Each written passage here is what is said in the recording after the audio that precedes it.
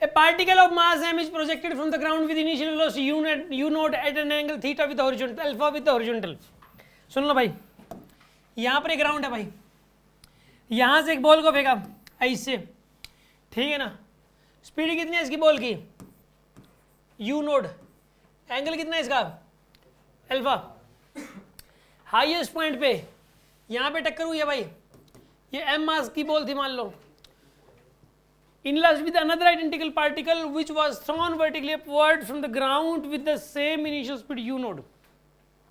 ये u note से फेंका था, एक बॉल जो है ना इधर से फेंकी गई थी यहाँ पे u नोट से ऐसे, और ये जाके इसे टकरा गई भाई, इकट्ठे पहुंची है वहाँ पे, आगे पीछे फेंकी गई होंगी, एक पहले एक बाद में फेंकी गई, जरूरी नहीं है इकट्ठे ही फेंकी गई हो, लेकिन ये भी u नोट से फेंकी गई थी, ये भी u नोट से, ये वर्टिकली अपवर्ड, ये अल्फा एंगल पे, और यहाँ पे जाके दोनों टकरा गई, ये m मास ये भी m मास दोनों चिपक गई, टोटल मास 2m हो गया. ठीक है, ये बताना है कि, और ये इनइलास्टिक कोलिजन का मतलब होता है दोनों आपस में चिपक गई, इकट्ठे हैं मतलब दोनों बाद में. इसमें मोमेंटम कंजर्वेशन लगेगा, P initial equal to P final लगता है. इसमें क्या लगेगा, मोमेंटम कंजर्वेशन भी हमने पढ़ा नहीं है, लेकिन जिनको आता है वो तुरंत कर देगा इसको.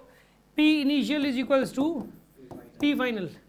P इनिशियल कितना है बताइए, यहाँ पे टकराने से जस्ट पहले की बात हो रही है, टकराने जस्ट पहले इसके पास हॉरिजॉन्टल में वेलोसिटी होगी u नोट की.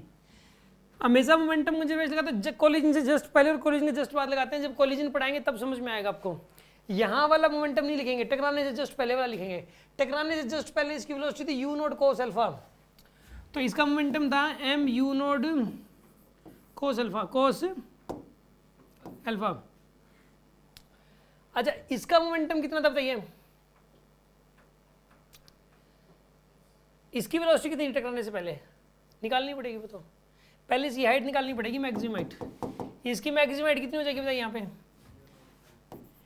इसकी मैक्सिमम हाइट हो जाएगी u square sine square theta by 2g, u nought square sine square theta by में 2g. अब यहाँ से यहाँ तक थर्ड इक्वेशन लगानी पड़ेगी इसकी वेलोसिटी वर्टिकल वेलोसिटी निकालने के लिए. ठीक है ना, यहाँ से यहाँ तक थर्ड इक्वेशन लगा दो आप, इसकी कोलिजन से जस्ट पहले इसकी वर्टिकल वेलोसिटी निकालने के लिए, v square equal to u square plus 2as. तो v तो निकालना है आपको, u की वैल्यू है u नोट का स्क्वायर माइनस 2, a की वैल्यू कितनी आएगी, u nought square sine square alpha by में 2g इंटू s. s तो निकालना ही है आपको.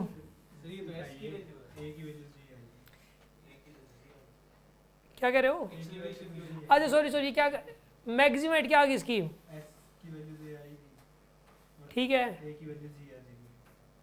a की वैल्यू g आएगी, सॉरी मैंने पता क्या किया, a की वैल्यू तो कितनी आएगी यहाँ पे g, और s की वैल्यू वो ऊपर रही, a की वैल्यू g आ जाएगी और s की वैल्यू ये है ही ना, u nought square sine square alpha by में 2g से 2g गया, तो v स्क्वायर की वैल्यू कितनी आएगी यहाँ पे, u नोट स्क्वायर माइनस में u nought square sine square alpha आ जाएगा आपके पास.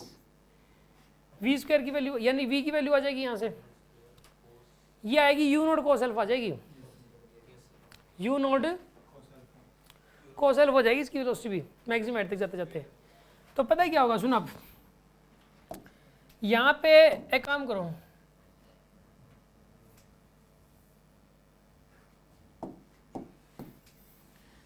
देखो P initial equal to P final, टकराने से पहले इसका मोमेंटम क्या था, प्लस का इस तरफ था m u nought cos alpha i cap, ये था, और इसकी वेलोसिटी ऊपर की तरफ थी यार.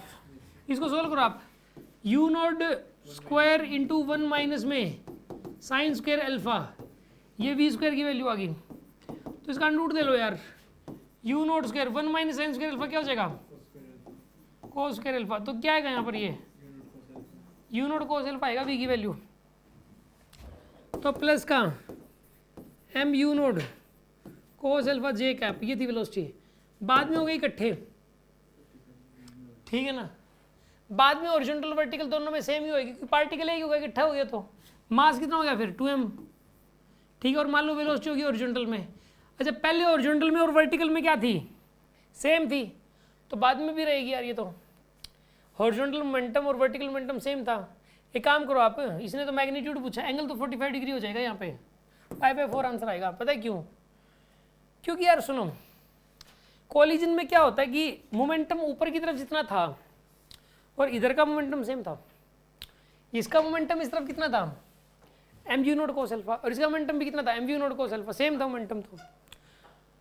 तो यानी कि इन दोनों का रिजल्टेंट किस तरफ था, दोनों का रिजल्टेंट बीचों बीच था। तो कोलिजन के बाद भी उनका रिजल्टेंट किस तरफ था, बीचों बीच ही जाएगी बोल, कोलिजन के बाद भी।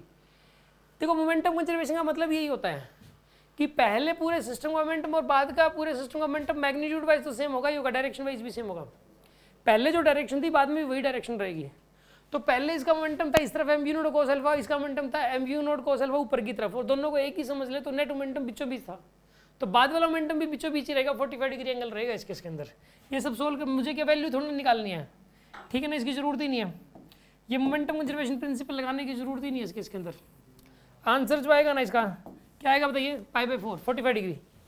समझ में आ गया होगा आपको ये।